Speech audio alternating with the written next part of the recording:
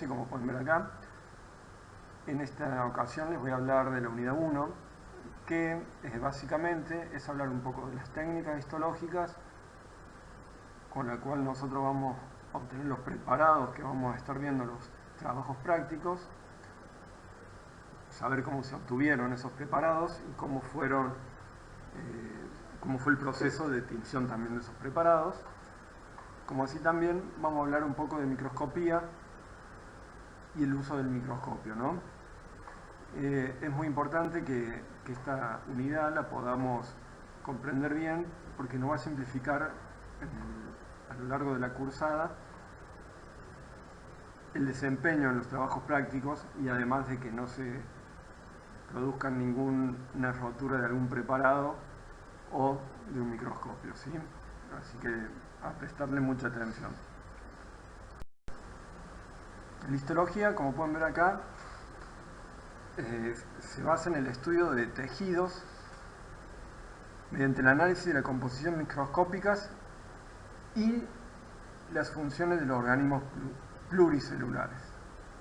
Eso es lo que nosotros hablamos cuando referimos al término histología.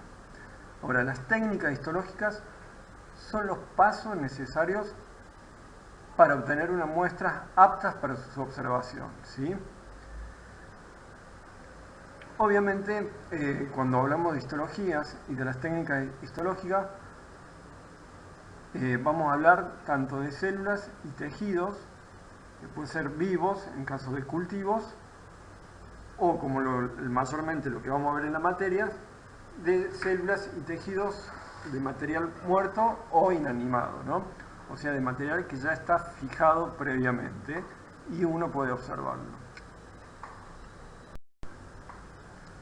Bueno, vamos a hablar un poco de historia también, muy breve, pero para que nos enmarquemos cómo se fueron dando algunas cuestiones con respecto a la histología, pero que también tienen que ver con la investigación en general de la biología, que siempre va de la mano con el desarrollo tecnológico, ¿no? Pero podemos ver que algunos puntos importantes, como por ejemplo Anton van Leeuwenhoek fue el inventor del microscopio, Marcelo Malpighi en los años 1600 fue fundador de la histología. De hecho, vamos a ver en el transcurso de la materia algunas estructuras que llevan su nombre, su apellido, ¿sí? Hooke, ya casi entrando también entre el 1600 y 1700, descubre que en el tejido vegetal, viendo a través de los microscopios, ese tejido está formado por pequeñas cámaras o celdas, a los que llamamos células, de ahí el término células, que viene de celdas, ¿sí? Después, en 1838, después de que se desarrollaron varios descubrimientos, ¿no?, a través del avance del microscopio, se funda la teoría celular del reino vegetal, y en 1839 la teoría celular del reino animal, que básicamente el principal fundamento de esta teoría es que todos los organismos y seres vivos están constituidos por unidades llamadas células, ¿sí? Entonces, como concepto, podemos decir que la célula es el elemento fundamental de los organismos, los cuales están formados por agrupaciones de los mismos, ¿no? Ese es un concepto clave con respecto al término célula. Fíjense en cómo era un microscopio antiguo, muy rudimentario, muy básico, donde había una lente que se puede ver acá en la flecha. También había... En esta diapositiva lo que podemos ver es diferentes tipos de células, y como pueden ver ustedes, son muy variables en formas, también en tamaños. Si bien estas no están en escalas, son bastante variables. Podemos ver células alargadas, como en este caso una célula muscular, un músculo liso, algunas células bien redondas, como es el caso del ovocito, que es una de las células más grandes del cuerpo, células neuronales, como esta que se ve acá con sus típicas características, células adiposas, bien redondas, osteocitos, células del hueso. Bueno, lo que podemos ver en definitiva en estas imágenes son diferentes tipos de células, cada una con sus características particulares que las vamos a ir estudiando a medida de que vayamos transcursando la cursada. Entonces, algunos conceptos claves que tenemos que tener, ya hablamos de las células, pero también otro concepto importante es el tejido. ¿Qué es un tejido?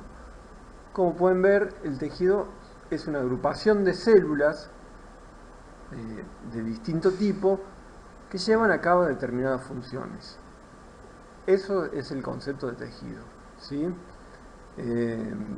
Por lo general, un tejido está compuesto por células más la matriz extracelular, ¿sí?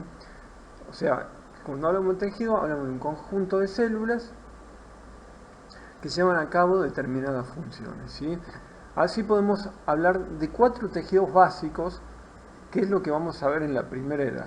El tejido epitelial, tejido conectivo, tejido muscular y el tejido nervioso, ¿sí? Estos son los 4 tejidos básicos, que es lo que nos vamos a dedicar a ver la primera era, y después en la segunda y en la tercera era vamos a ver ya órganos constituidos por estos tejidos que si ustedes estudian bien la primera era, les va a ser más fácil poder reconocer los diferentes órganos que vamos a ver en la segunda y tercera era.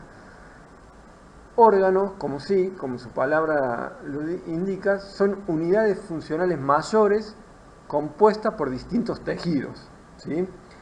Entonces, cuando estemos en la segunda y tercera era, vamos a hablar de órganos, que van a estar compuestos por estos 4 tejidos básicos. No quiere decir que todos los órganos tengan los 4 tejidos básicos, pero sí van a estar compuestos en una disposición típica y característica de cada uno de estos tejidos. Entonces, volviendo un poco a las técnicas histológicas y cómo vamos a obtener el preparado que nosotros vamos a ver en los trabajos prácticos, como pueden ver en este diagrama, primero vamos a tener una serie de pasos que yo se los voy a resumir rápidamente. Primero vamos a tener una obtención de la muestra o toma de muestra. Después esa muestra la vamos a tener que fijar, ¿sí? La vamos a tener que fijar. Esa muestra, luego una vez que está fijada, va a poder perdurar en esa fijación siempre y cuando se mantengan las condiciones de ese fijador para toda la vida, incluso mucho tiempo más. O sea, se puede tener por cientos de años esa muestra fijada siempre y cuando el fijador no se evapore y tenga las características típicas del fijador. Luego vamos a ir a un proceso de inclusión, que es el montar un taco donde va a estar esta muestra ya solidificada e incluida. Ese proceso se llama inclusión, para luego realizar un corte a través de una máquina que se llama micrótomo, como básico, como el que vemos acá. Y luego, una vez que obtenemos el corte, vamos a tener que hacer un proceso de coloración de ese corte histológico, para luego, por último, el montaje y finalmente la observación al microscopio, ¿sí? Entonces, estos son todos los pasos que hay que realizar para obtener una muestra histológica, que ahora en la siguiente diapositiva vamos a hablar más específicamente de cada uno. La toma de muestra, como pueden ver acá, siempre se necesita algunos materiales quirúrgicos, utilizar guantes, bisturíes, tijeras, pinzas de diferentes tamaños, ¿sí? Lo ideal es tomar muestras pequeñas, ¿sí? Por lo general de 1 por 1 por 1 centímetros.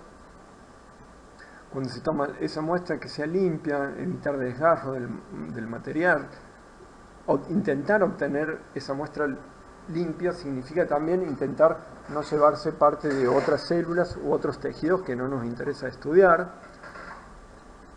Evitar el desgarro del material, como dije recién, incluir tejido sano y alterado. Cuando queremos hacer un estudio patológico, a veces está bueno tener una muestra de un tejido sano y también de uno alterado, como para hacer comparativa de ambos tejidos.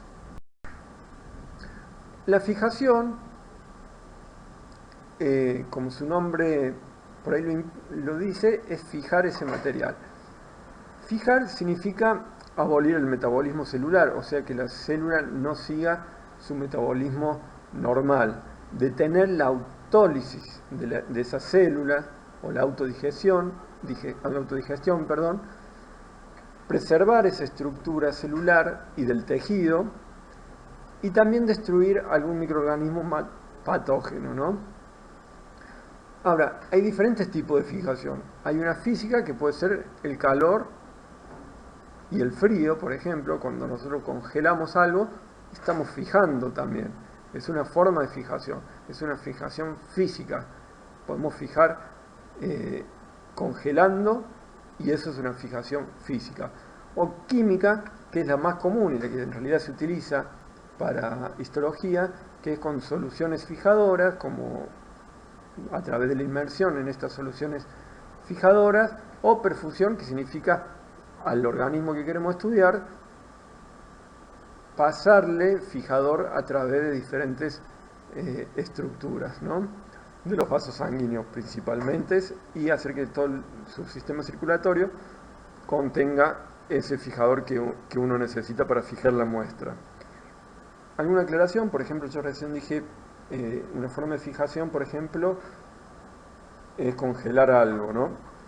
Sin embargo, el método de congelación, como ustedes saben, la mayoría del componente de la célula es agua, entonces si nosotros congelamos material, esa agua de las células se va a cristalizar, y cuando se cristaliza el agua, por lo general se rompe la célula y se rompen los tejidos, entonces no es una buena fijación para la histología. Sí, capaz para ver algo anatómico, pero no para hacer un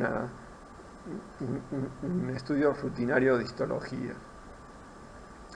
Y como soluciones químicas fijadoras, la típica y la que uno puede conseguir en cualquier farmacia es el formol, pero hay otras un poco más complejas, como el glutardehído o el WEN, que es a partir de ácido acético y también ácido acético y formol. Hay diferentes fijaciones, pero la común y la que siempre vamos a estar utilizando, y sobre todo las que son obtenidas las muestras de histología de los trabajos prácticos de la materia, se basan básicamente en fijación en formol y a través de inmersión. Bueno, esto es un poquito lo que hablábamos, ¿no?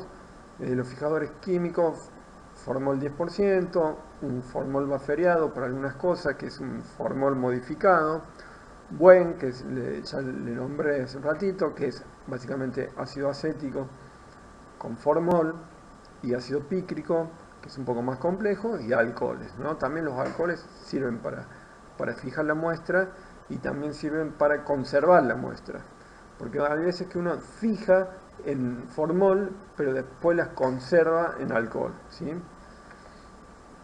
Algunas cuestiones que hay que considerar: siempre el tamaño de la muestra, que cuando es por inmersión, este frasco sea bien hermético, que no se evapore.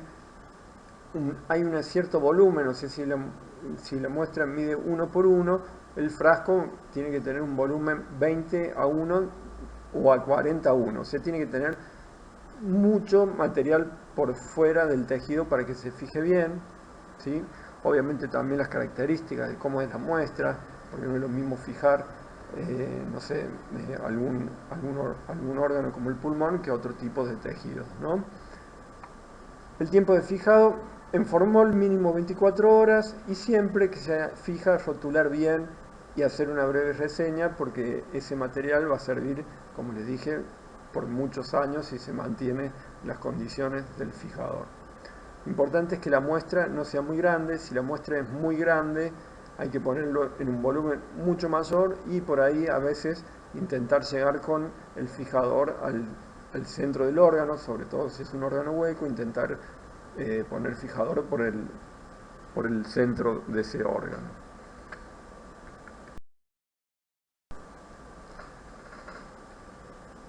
El otro paso es la inclusión en parafina. Una vez que tenemos la muestra, que tenemos fijada la muestra, hacemos unos pasajes de deshidratación de esa muestra fijada, o sea, pasamos de agua a diferentes alcoholes y le vamos deshidratando la muestra, ¿sí? O sea, primero lo sumergimos en agua por 10 minutos a esa muestra, después en etanol 70 y así ascendente, etanol 90, que es alcohol, etanol 96 y por último en un alcohol absoluto. Este punto es importante porque si lo dejamos mucho tiempo en alcohol absoluto también la muestra se puede complicar con la manutención de las células, ¿sí? Entonces, este es un punto clave. Una vez que estamos en alcohol, en etanol 100, después hay que pasarlo a un solvente, que es un sileno, ¿sí? Acá ya eliminamos toda el agua de la célula y lo mantenemos en un solvente que es el sileno. Luego va una parafina, que está a una temperatura alrededor de 50 grados, muy caliente, pero lo suficiente como para que esté líquida, pero tampoco muy caliente, porque si está muy caliente también nos puede arruinar el tejido. Se le hace diferentes pasajes en parafina líquida, en algunos casos 3 pasajes como vemos acá, y luego de esta parafina líquida se lo lleva a un molde donde se lo deja enfriar y vamos a tener un bloque de parafina donde va a estar el tejido, ¿sí?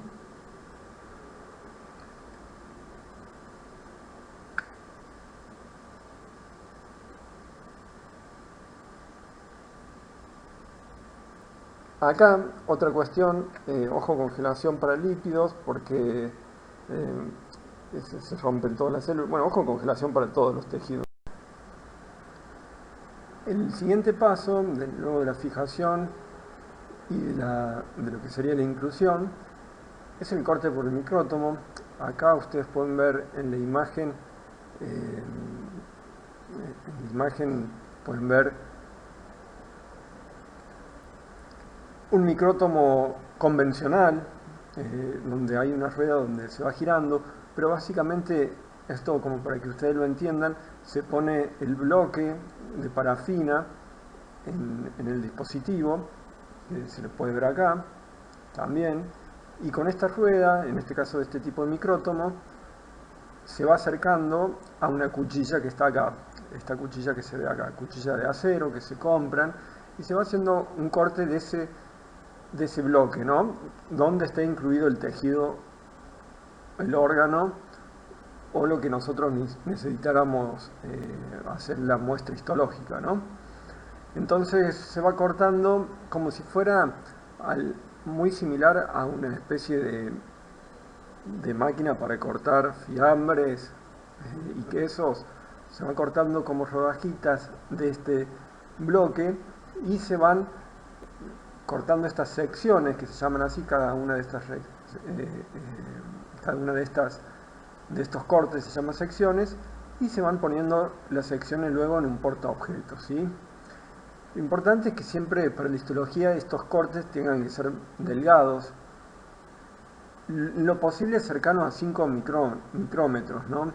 O sea, si son un poco más gruesos, cuando lo veamos en el microscopio va a ser un poco más difícil de ver y vamos a tener diferentes focos en el microscopio, ¿no?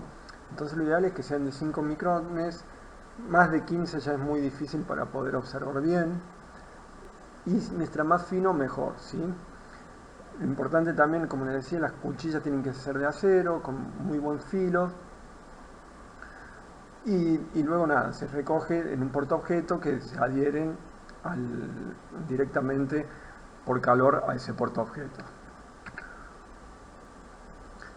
Después hay otro tipo de micrótomos que son lo que se llaman crióstatos, que son cuando las muestras son obtenidas a través de congelación, pero es una muestra específica que no son el tipo de muestras que vamos a ver en los trabajos prácticos de la cursada, ¿no?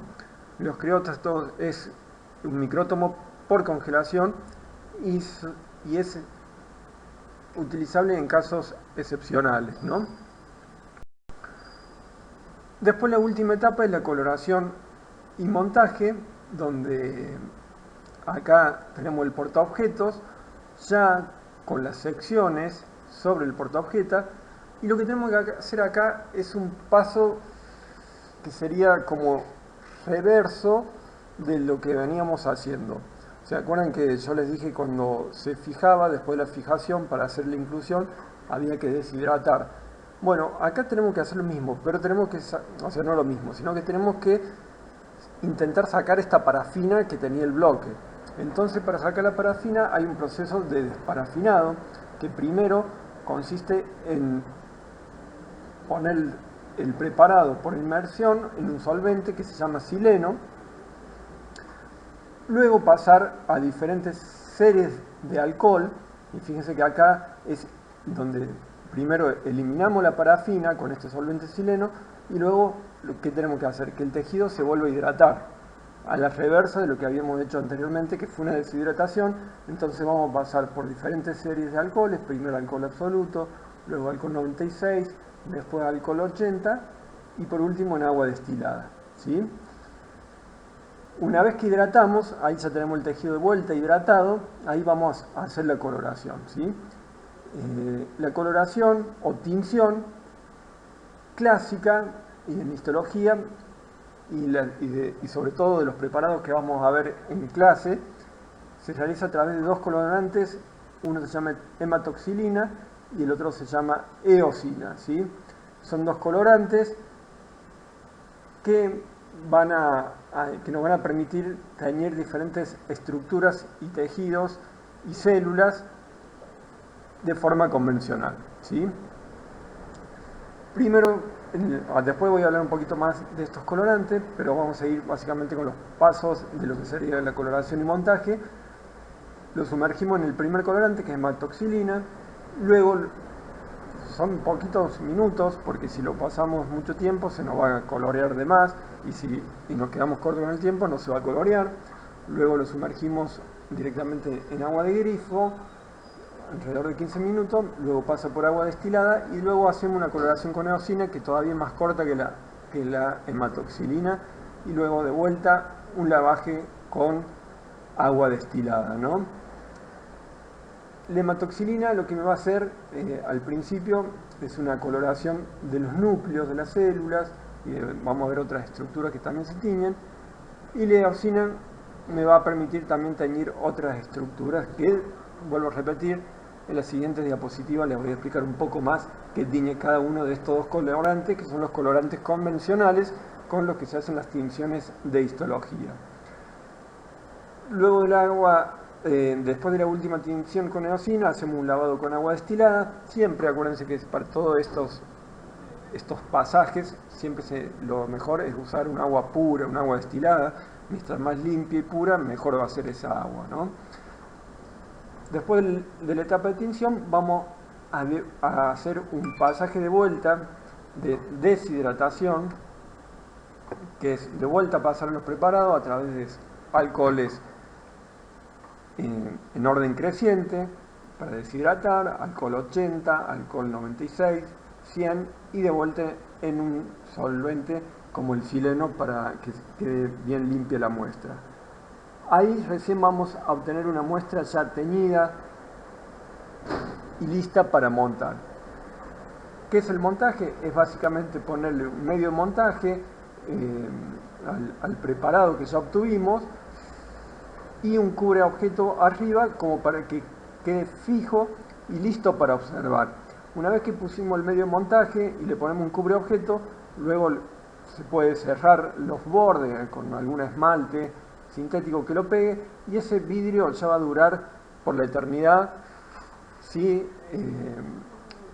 y cuando sea cuidado ese vidrio. Y remarco esto con respecto a los prácticos, de que tengan mucho cuidado, porque como vieron, obtener cada uno de estos preparados requiere mucho tiempo, requiere mucho trabajo, y tengan mucho cuidado a la hora de usar el microscopio de no romperlos. Seguramente esto se lo van a explicar después los docentes en las clases de trabajos prácticos, para que ustedes tengan cuidado con el microscopio y la utilización de estos preparados, ¿sí? Bueno, un poco lo que le decía, la extinción de rutina. Bueno, entonces lo que acabamos de ver son las técnicas de histología convencionales, las que se utilizan de rutina. Sin embargo, hay otras técnicas histológicas que son un poco más complejas, por ejemplo, para microscopía electrónica, ¿no? Ustedes no sé si saben, pero la microscopía electrónica nos permite ver una escala todavía, hablando de nanómetros. Imagínense la dimensión que es hacer un preparado para muestras de microscopía electrónica, que nada tiene que ver con lo que veíamos anteriormente. Se utiliza otros fijadores como glutaraldehído, que fija las proteínas, y tetraóxido de osmio, que interacciona con los lípidos, ¿sí? La preparación de los tejidos para la inclusión es parecida a la microscopía óptica, pero la inclusión se realiza de diferentes formas, con resinas epoxi, que dan gran dureza y permiten cortes ultra finos, ¿sí? Y como les decía, el corte es de 20 a 100 nanómetros. O sea, si recuerdan, cuando hablábamos del corte para microscopía óptica, hablábamos de 100 a 15 micrómetros. O sea, la escala de la microscopía electrónica es mucho mayor que la de la microscopía ópticas. Se utilizan cuchillas de diamante o de vidrio, y hay pocos lugares donde se puede realizar esto, y son específicos, donde hay técnicos que se dedican a hacer esto. Y la coloración es a través de metales, ¿no? Porque justamente la microscopía electrónica tiene que ver con la densidad de las partículas, ¿no? Que va a aumentar el contraste o no. Otra cosa, para hacer microscopía electrónica, luego hay que ir y ver el preparado en un microscopio electrónico, que son contados con las manos los que hay en el país, ¿no? Pero realmente es una herramienta buenísima, sobre todo para investigación, ¿sí? Bueno, entonces lo que acabamos de ver son las técnicas de histología convencionales, las que se utilizan de rutina. Sin embargo, hay otras técnicas histológicas que son un poco más complejas, por ejemplo, para microscopía electrónica, ¿no? Ustedes no sé si saben, pero la microscopía electrónica nos permite ver una escala todavía, hablando de nanómetros. Imagínense la dimensión que es hacer un preparado para muestras de microscopía electrónica, que nada tiene que ver con lo que veíamos anteriormente. Se utiliza otros fijadores como glutaraldehído, que fija las proteínas, y tetraóxido de osmio, que interacciona con los lípidos, ¿sí? La preparación de los tejidos para la inclusión es parecida a la microscopía óptica, pero la inclusión se realiza de diferentes formas, con resinas epoxi, que dan gran dureza y permiten cortes ultra finos, ¿sí? Y como les decía, el corte es de 20 a 100 nanómetros. O sea, si recuerdan, cuando hablábamos del corte para microscopía óptica, hablábamos de 100 a 15 micrómetros. O sea, la escala de la microscopía electrónica es mucho mayor que la de la microscopía ópticas. Se utilizan cuchillas de diamante o de vidrio, y hay pocos lugares donde se puede realizar esto, y son específicos, donde hay técnicos que se dedican a hacer esto. Y la coloración es a través de metales, ¿no? Porque justamente la microscopía electrónica tiene que ver con la densidad de las partículas, ¿no? Que va a aumentar el contraste o no. Otra cosa, para hacer microscopía electrónica, luego hay que ir y ver el preparado en un microscopio electrónico, que son contados con las manos los que hay en el país, ¿no? Pero realmente es una herramienta buenísima, sobre todo para investigación, ¿sí? Después hay otras técnicas histológicas que, más allá de lo convencional y los colorantes de rutinas como hematoxilina y eosina, son con métodos histoquímicos, que básicamente permite obtener información sobre la localización de las estructuras celulares y de los tejidos. Acá, cuando hablamos de métodos histoquímicos, estamos hablando de utilización de métodos con diferentes propiedades químicas y físicas que interaccionan con los tejidos tisulares y celulares, ¿no? O sea, por lo general, para estos métodos histoquímicos Se utilizan anticuerpos que hay que comprarlos, que ya tienen algún marcador específico, algún fluorocromo, si podemos utilizar un microscopio de fluorescencia, o algún tipo de marcador específico para algún anticuerpo que está relacionado con alguna estructura o alguna proteína o algo que necesitamos estudiar, ¿sí?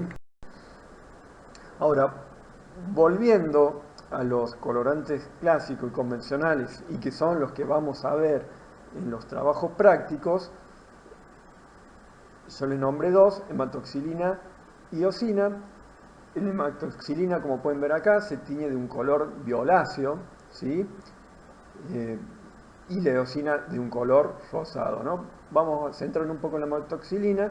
Es un colorante básico, catiónico, y entonces si el colorante es básico, en realidad va a tener afinidad por estructuras y células y diferentes partículas ácidas. O sea, la hematoxilina es un colorante básico, pero se va a unir por afinidad a sustancias ácidas.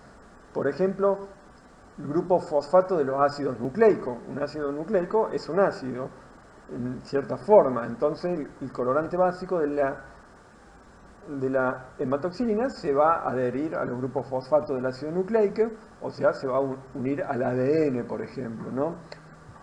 También otro ejemplo son los grupos sulfato de los glucosaminoglicanos, grupos carboxilo de algunas proteínas, y la coloración se va a llamar basófila o basofilia, ¿no? Y va a tener una coloración basófila.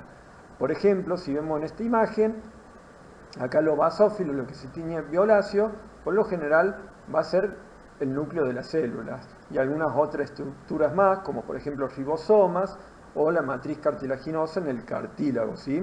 Lo que le tiene que dar en claro es que la hematoxilina es un colorante básico y se va a unir a sustancias ácidas. La coloración de la hematoxilina va a ser basófila, quiere decir que va a tender al color violáceo, a un violeta, a un azul, a un tipo de azul, ¿sí? Cambio, la eosina es un colorante al revés, es ácido, ¿sí? Y va a ser aniónico. Y entonces se va a teñir sustancias básicas, o sea, va a tener afinidad por sustancias básicas. Ejemplo típico, los grupos aminos de las proteínas, ¿no? Cuando hablamos de que está teñido algo con eosina, vamos a decir que tiene acidofilia y que se tiñe acidófilo. Ejemplo, proteínas citoplasmáticas, fibras extracelulares, etc., ¿sí? Después en el TP, cuando estén viendo preparado, van a surgir más ejemplos de qué se tiñe con eosina y qué con hematoxilina, ¿sí? Por ejemplo, acá en estas imágenes podemos ver en diferentes células, esto que se tiñen bien marcado con hematoxilina, o sea con violáceo, ¿qué van a hacer? Son los núcleos de esas células, ¿sí? Y lo que se tiñe en forma tirando a rojo o acidófilo está teñido con eosina y la coloración es acidófila, ¿sí? Entonces uno puede hablar de coloraciones acidófilas, acidófilas fuertes, acidófilas pálidas, o basófilas fuertes, basófilas pálidas. Por ejemplo, acá en este núcleo se tiñe basófilo fuerte y alrededor del núcleo es una basofilia un poco más tenue, pero sigue siendo basófilo. Y en el centro es acidófilo, ¿no? Y fíjense en esta imagen, hay muchas células y los núcleos están todos teñidos basófilos y los citoplasmas mayormente acidófilos, ¿sí? Eso les tiene que quedar muy en claro. Ahora, los núcleos de todas las células siempre se van a teñir ¿con qué? Con hematoxilina. ¿Por qué? Se va a unir al ácido nucleico. Todos los núcleos se tiñen básicamente con hematoxilina, con basofilia, ¿sí? Entonces, esto que les quede de ahora en más, que siempre todos los núcleos se tiñen basófilos de las células, con este tipo de tinción, ¿sí?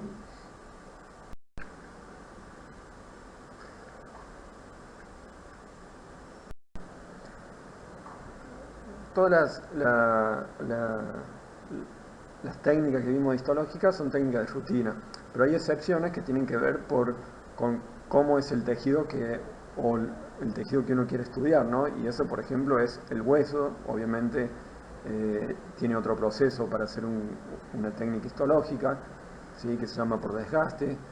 Otro tipo de tinción es la citología, que es un raspado y ver cómo son esas células, que es el típico del Papa Nicolau. Otra excepción a la técnica de rutina, por ser un fluido, es la sangre, entonces requiere otra forma de hacer esa fijación de las células sanguíneas. Y también, como ya les hablé anteriormente, la microscopía electrónica, que es otra forma de excepción, ¿no?, a las técnicas de rutina, ¿no?, mucho más complejas. Además de la tinción de hematoxilina eosina, existen algunas tinciones especiales que, como su nombre lo indica, es para teñir estructuras o parte de las células específicas, y hay una tinción para cada una de estas características. Por ejemplo, alguna de las más conocidas es el PAS, que tiñe hidratos de carbono de las células, que después más adelante vamos a dar ejemplo de estos. Se tiñe, como ven acá, en el PAS positivo, se dice, cuando se tiñe muy fuerte y de una coloración fucsia. El caso de los lípidos, por ejemplo, que no se pueden teñir con hematoxilina eosina, o sea, son tinción negativa para hematoxilina eosina, se utiliza un colorante que se llama Sudán. Alguna tinción de impregnación argéntica, o sea, de plata, para fibras reticulares del tejido conectivo. Maigrún Giemsa, que se utiliza para la sangre. Orseína, que se utiliza para las fibras elásticas. Tricrómico, para hacer un contraste de diferentes tejidos, como se puede ver en esta imagen. O inmunohistoquímica, donde hay una identificación de proteína, antígenos y anticuerpos, que es súper específico para algunos tipos de identificaciones que se necesitan a nivel celular, ¿no? Puede ser inmunohistoquímica con fluorescencia o alguna inmunohistoquímica química. Igual no se preocupen, porque estos tipos de tinciones los vamos a ir remarcando también en los trabajos prácticos a medida que vayan pasando las clases, y además los tienen en todos los libros de histología, ¿sí? Bueno, acá cortamos la primera parte de técnicas histológicas y microscopía, y retomamos en la clase 2 con técnicas de tinciones especiales y microscopías.